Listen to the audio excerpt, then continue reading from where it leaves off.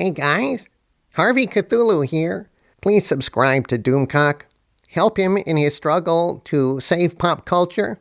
We need your support, and we thank you for it.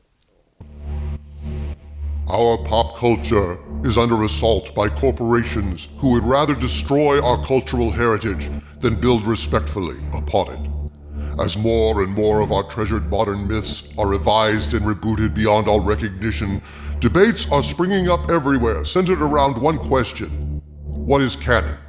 Who decides what canon is, and why does it matter? To decisively address these questions, in light of recent confessions by Bob Iger regarding the discarding of George Lucas's completed story treatments for the Disney sequel trilogy, Doomcock has revised his previous 3 laws of canon to incorporate a 4th law specifically addressing this previously unthinkable situation, and a 5th law that recognizes the right of the fandom to embrace the unorthodoxy of genius. Hear you now, Doomcock's 5 laws of canon. Canon is chronological. Anything that contradicts a previously established fact is not canon. It's that simple. Whatever was established by the original creator of the universe in question is canon, and anything subsequently created that violates the previously established facts of that universe is not canon. Let's examine what this means in concrete terms. Gene Roddenberry created the Star Trek universe. He did not do it alone. In actual creative terms, I consider Gene L. Kuhn, D.C. Fontana, and Robert Justman to be as creatively important as Roddenberry, if not more so. Yet all of their contributions to Star Trek were under Roddenberry's supervision and ultimate authority, and therefore, for moral purposes, I consider Roddenberry to be the creator of Star Trek. In a similar way, I consider George Lucas to be the creator of Star Wars, but let's stick with Star Trek for now. Canon is historical fact. Pop culture, for better or worse, represents our common lingua franca.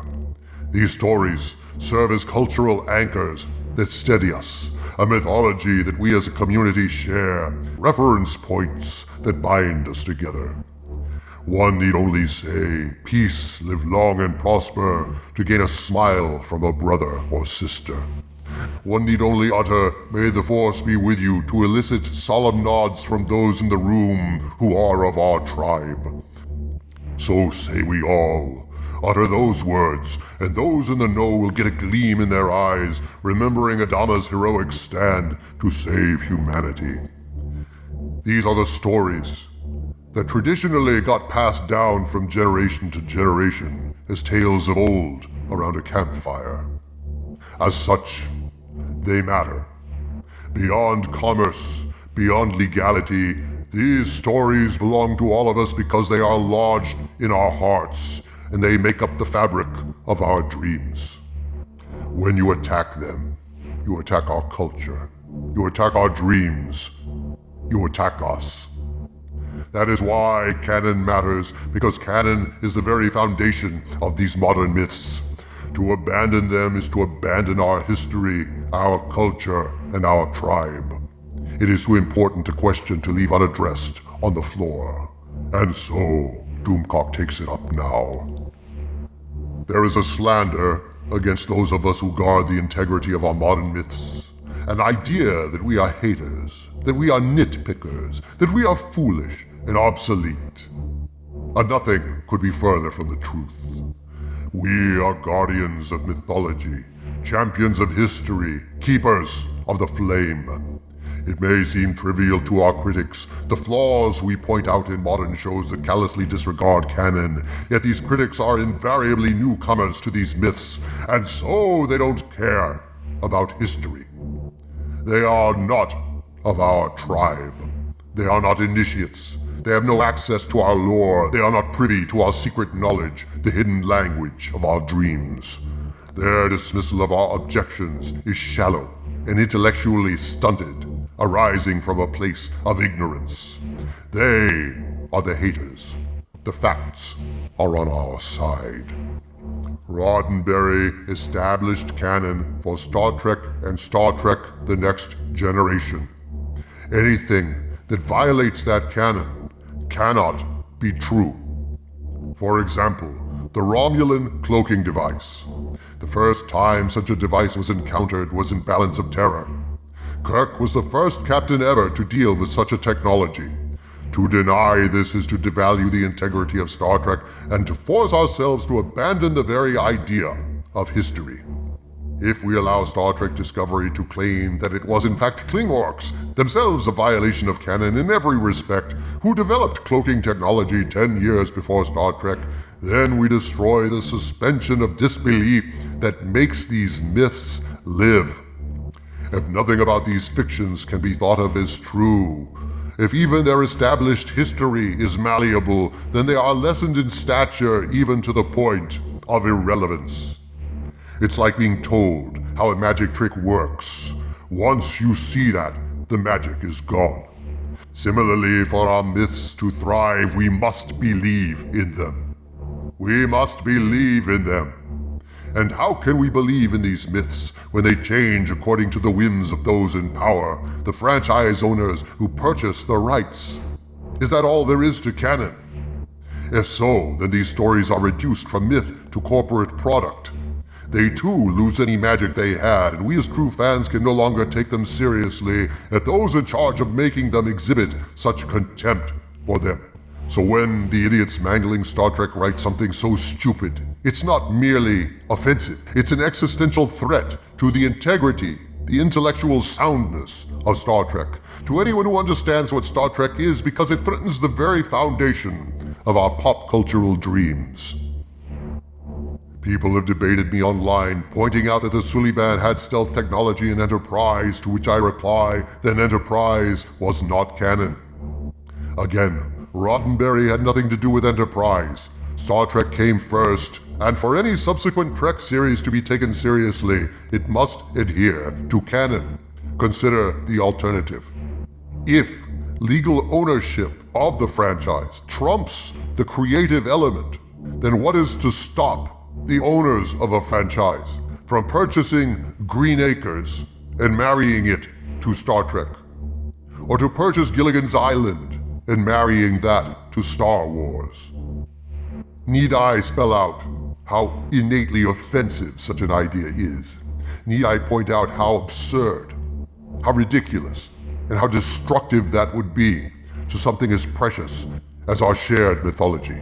Because it is so absurd. It proves that canon must be transmitted from the original creator down the line. It cannot be retrofitted by those who purchase the property subsequently. To do that is to place us at the mercy of people who may have no understanding of what that mythology is. Canon must adhere to the creator's vision. Otherwise, anything is possible, and the timeline is completely malleable to the point of being pounded out of existence. Again, Roddenberry had nothing to do with Enterprise. Star Trek came first, and for any subsequent Trek series to be taken seriously, it must adhere to canon. Which leads us to the second law of canon. Canon may only be revised or discarded by the original creator, not by his heirs or assigns. Anything posited by Roddenberry is canon. Rick Berman is free to make new installments of Star Trek, only insofar as they don't violate what came before. That's why it's generally a better idea to create shows that move forward in time, rather than prequels.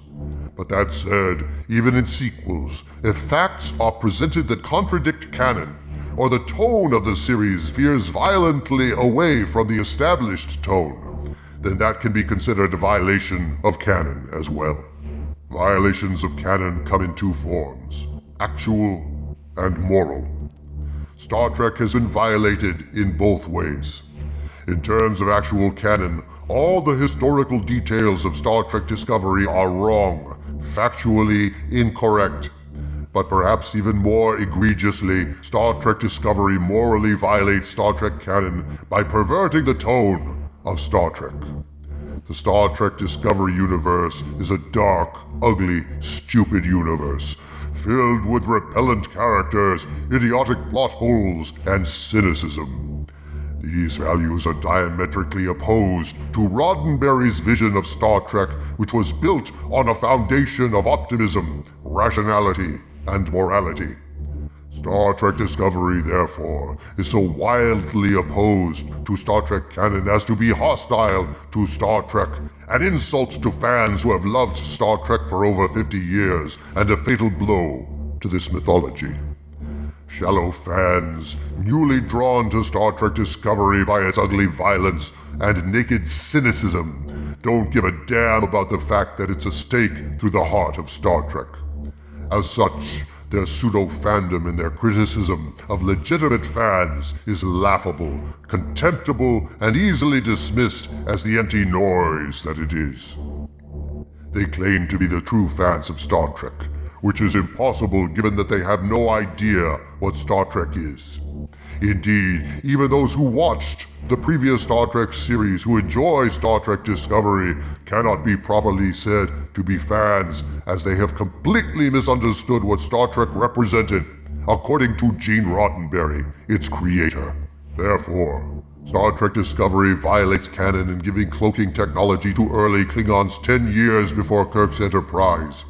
It violates canon and credulity by idiotically introducing a spore drive that is fantasy-based, since pixie dust is not science, and far superior to the warp drive established in Star Trek. Being able to instantaneously transport yourself around the universe of a network of spores is a massive violation of not only canon, but good taste. It turns Star Trek from science fiction into science fantasy, with space whales and space pirates and sonar that works in space. It is appalling, not only in its blatant sodomization of canon, but in its violation of taste and intelligence. Similarly, the idea that Discovery has holodeck technology over 100 years earlier than the Enterprise D is a cringe-worthy assault on canon that is absolutely incompatible with Star Trek. Now, fans have pointed out that in the second season of Star Trek, the animated series, a holodeck was introduced on the Enterprise. This is so. It was done by Roddenberry, and yet Roddenberry disavowed the animated series as not canon. The creator himself declared the animated series not to be canon, and therefore it is not. But even if it were, it would be compatible with Star Trek to say that the holodeck technology did not exist prior to year 5 of the Enterprise's mission. That simply means it was an early version of the holodeck we saw installed on the Enterprise, which was more advanced in Star Trek: The Next Generation. But saying that Discovery had a fully functional holodeck 10 years before the Enterprise and 100 years before the Enterprise D displays a callous and reckless disregard for Star Trek and for its fans. The galling thing about these violations is they're not necessary.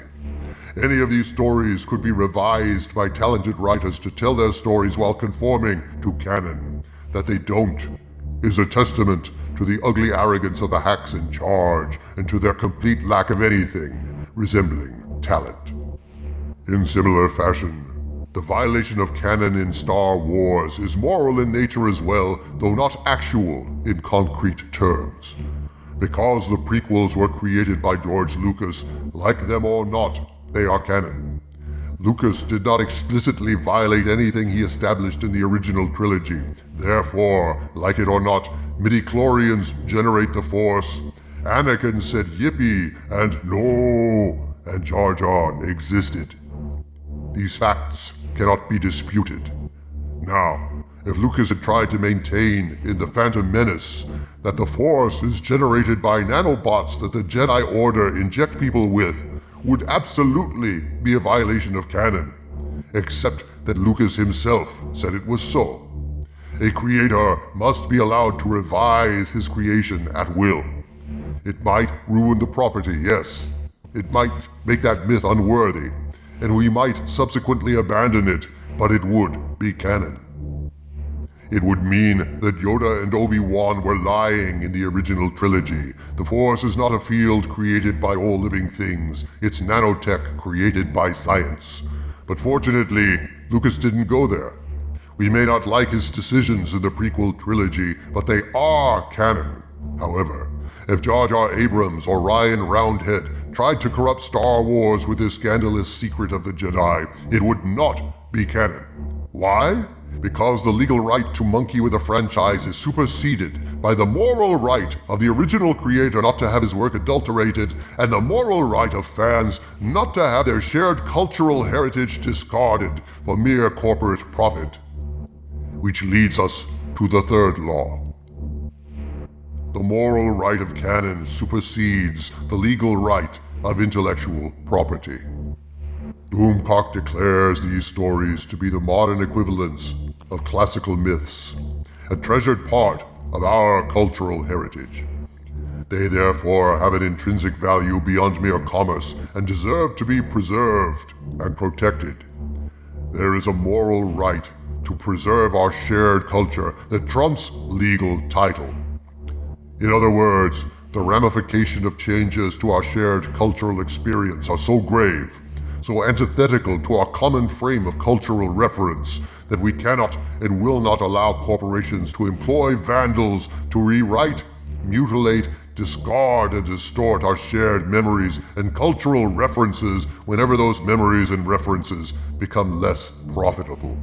It would be the ultimate triumph of commerce over culture to allow this to happen, an inherent surrender of any notion that our modern mythologies are anything more than disposable commodities. To illustrate my point, consider this analogy. Legal rights cannot trump moral rights when it comes to something as precious as global culture. A wealthy man who buys the Mona Lisa has the legal right to paint it red, but not the moral right. That would be a crime against humanity. Well, Disney bought Star Wars and then painted it red. Understand, Disney took something that is not merely a global success story financially, but something that has stood the test of time and become inextricably woven into the fabric of our culture. They bought it and they vandalized it.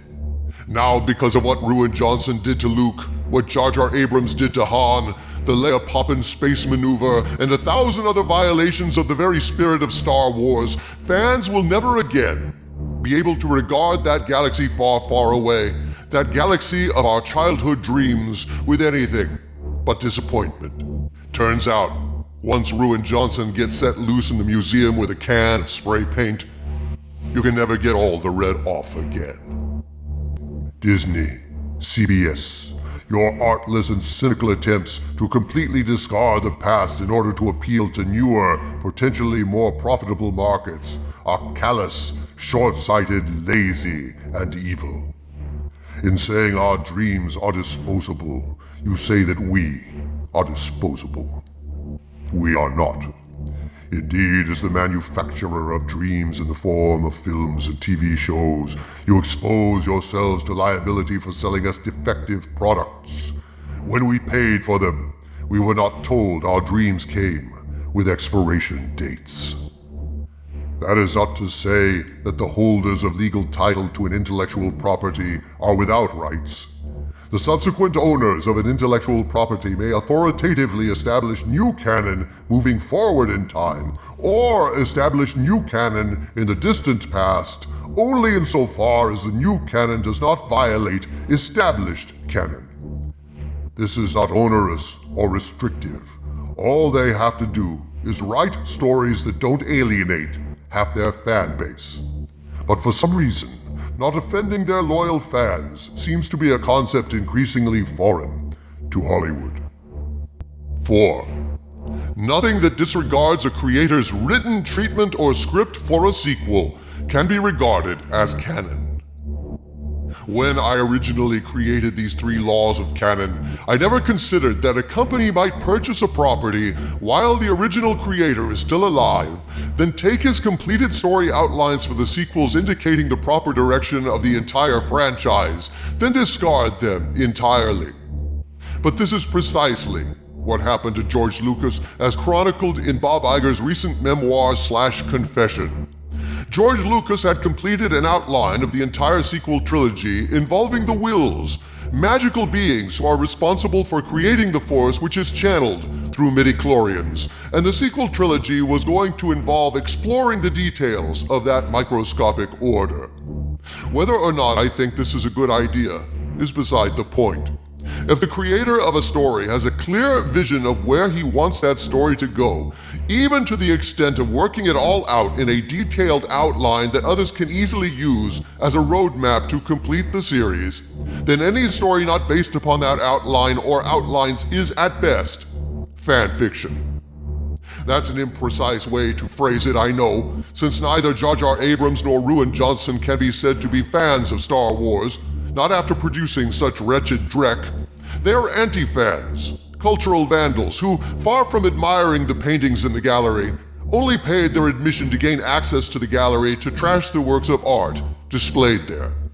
Nevertheless, good or bad, whatever is produced that runs contrary to the established plot laid down by the creator cannot be considered canon and can only be, at best, fan fiction and, at worst, a bastardization or parody.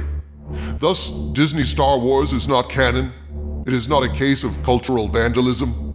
Disney has, in this case, defied the living will and testament of Star Wars creator George Lucas. Lucas is alive and well and has written the sequels, for better or worse.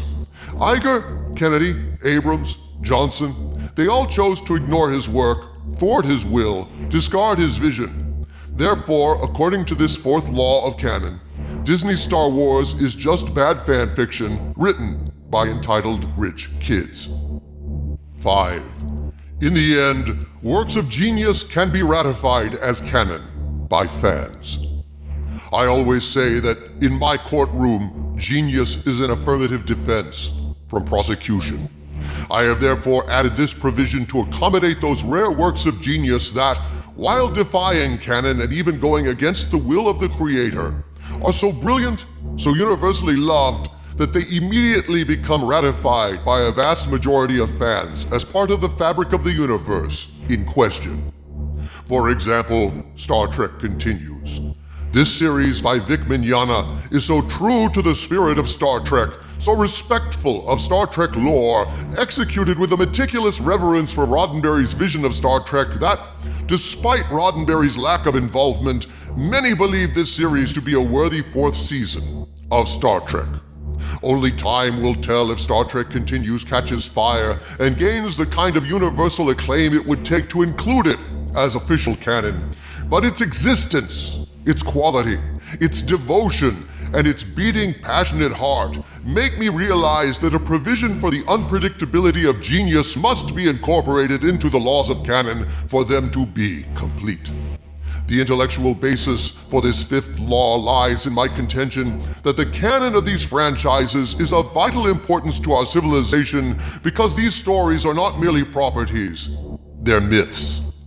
It therefore seems vital to allow the fans whose mythology this is to have a voice in shaping its direction.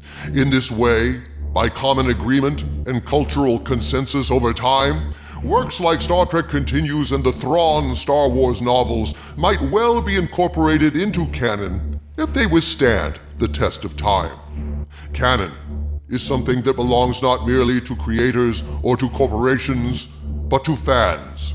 And fans must have a voice in shaping their own mythology. Doomcock is at war with those who would destroy pop culture. There's a particularly idiotic talking point popular among intellectually bankrupt cretins that claims you can't be a true fan of a franchise unless you swallow every bit of swill they hand you, regardless of its quality or lack thereof. Doomcock knows you're not a true fan if you mindlessly accept any garbage these corporations toss in your trough, if you have so little awareness of our respect for the lore that came before you. You're not a fan. You're just a consumer. True fans watch films and guard the flame of canon because that flame is a precious part of our shared cultural experience. Consumers aren't concerned with art. They're merely a perfect new breed of corporate asset, bred to thoughtlessly devour whatever product gets slipped into their cages.